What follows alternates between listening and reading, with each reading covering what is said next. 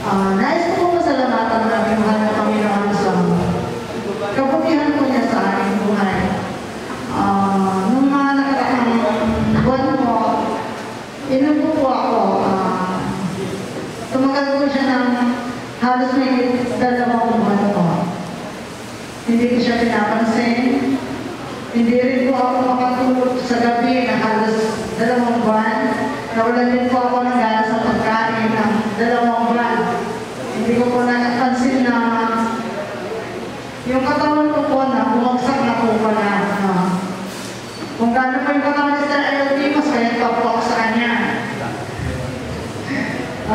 Hindi ko po napapansin mo. Hanggang nakita po ng aking kapatid, nagpa-check up po ako. Sinabihan ko nila nagpa-check up kasi nahulog po talaga na gusto yung pangangatawan ko. Ayaw ko po magpa-check up kasi natatakot ako. Pero nagpa-check up pa rin po ako. Sabi po ng doktor, nagpa-check up ako. Yung baga ko, nakaiputas na.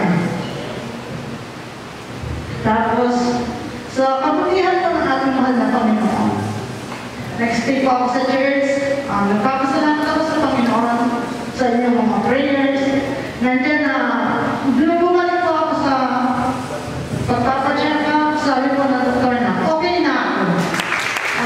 Yung bukas ko sa baga ko, sarado na po. Kaya, tunay na napakabuti ng ating mahal na Panginoon. Nandiyan na, sa prayer po tayo, magtitiwala sa ating mahal na Panginoon. Patuloy lang po tayong dumalangin. Pagkikinggan ng ating mahal na Panginoon, ang ating dalangin, kaya tunay na sa Panginoon naman po ang mataas na